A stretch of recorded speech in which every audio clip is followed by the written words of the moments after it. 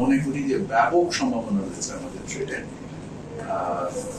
Comparatively আমরা যে বহির্বিশ্ব থেকে প্রায় $80 বিলিয়ন পণ্য আমদানি করি, এর মধ্যে প্রায় $15 বিলিয়ন আমরা খাদ্য পণ্য আমদানি করি, আমরা ইন্ডাস্ট্রিয়াল ইন্টারমিডিয়েট গুডস আমদানি করি, এবং আমরা বিভিন্ন রকমের দ্রব্য পণ্য বা জ্বালানি পণ্য আমরা আমদানি করি।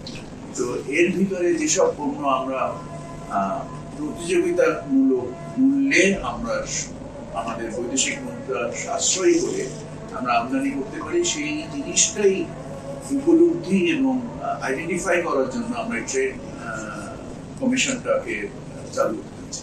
G2G তো টেন্ডার হয় না কখনোই। তাহলে কিভাবে আপনি কেন বলছেন যে কিভাবে বুঝিয়ে বলুন, মানে দেশ কি টেন্ডার করে কখনো? কিভাবে তাদের প্রতিযোগিতা মূল্য হইল সেটা একটু বুঝিয়ে বলুন। না, আপনার এই মূল্যের তো একটা ইতিহাস আছে না? আমরা আগে কি মূল্যে কিনেছি, ইমিডিয়েটলি কি মূল্যে কিনেছি, সামনে বর্তমানে বাজার মূল্য কত, এগুলো তো আমাদের কাছে থাকে। তার ভিত্তিতেই তো একটা মূল্য প্রাপন করা হয়। কাজে আমরা প্রতিযোগিতামূলক মূল্য যদি না হয় তাহলে আমরা কেন G2G ভিত্তিতে বা ভিত্তিতে করবো? আপনার বুঝতে হবে কোথায় পেলেন আমি ঠিক বুঝতে পারছি। আপনার একটা জিনিস বুঝতে হবে, আমি আপনাদের উদ্দেশ্যে একটু বলি, বাংলাদেশ পার ওয়ার্ল্ড রাইস ইউজ করে, সিদ্ধ চাউল আমরা খাই, তাই তো?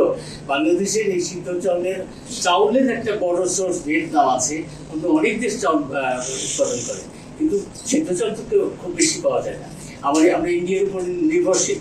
কোনো কারণে যদি সেই সোর্স থেকে, ইন্ডিয়ার সোর্স থেকে আমি চাউল না পাই, আমার অপশন কিন্তু খুব লিমিটেড।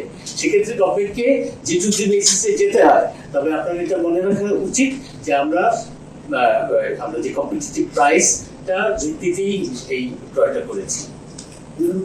আপনি যদি আমাকে একটু বুঝতে সাহায্য করেন যে প্রতিযোগীহীনভাবে, মানে G2G তে তো কোনো দেশ টেন্ডারে পার্টিসিপেট করে না, আপনি নিশ্চয়ই জানেন। রাষ্ট্র তো টেন্ডারে পার্টিসিপেট করে না।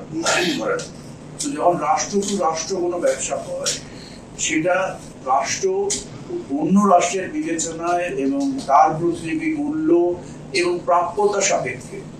কারণ পাকিস্তান কিন্তু মূলত সিদ্ধ চালের ব্যবসা করেন না, তাদের সিদ্ধ চালের ব্যবসা করার সক্ষমতা খুবই সীমিত, এবং ওই সময়ে যে আঞ্চলিক প্রাপ্যতা, আমাদের নিরাপদ খাদ্য সঞ্চিতি, এগুলোর সমন্বয়ে সিদ্ধান্ত নেয় রাষ্ট্র।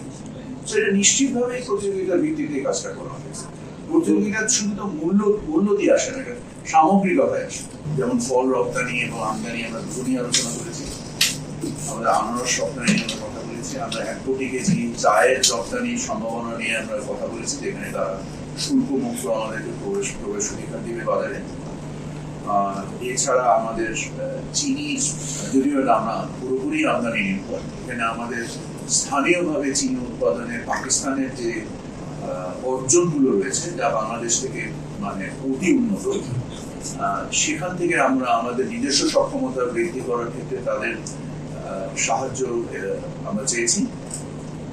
এবং আমাদের যে হাইড্রোজেন পারক্সাইডের উপরে ওনারা অ্যান্টি ডাম্পিং ট্যাক্স ইম্পোজ করেছেন, সেটাকে উজ্জ্ব করার জন্য আমরা ওনাদেরকে অনুরোধ করেছি। এবং আমাদের কৃষি উন্নয়নে, কৃষির মেকানাইজেশন থেকে শুরু করে এবং কৃষির কম্পারেটিভ সোর্সিং থেকে শুরু করে, এবং আমাদের যে মধ্যবর্তী পণ্য যেটা আমরা আমদানি করে থাকি, সেই ক্ষেত্রে আমাদের সক্ষমতা তৈরি করার ক্ষেত্রে আমরা বিনিয়োগের কথা বলি।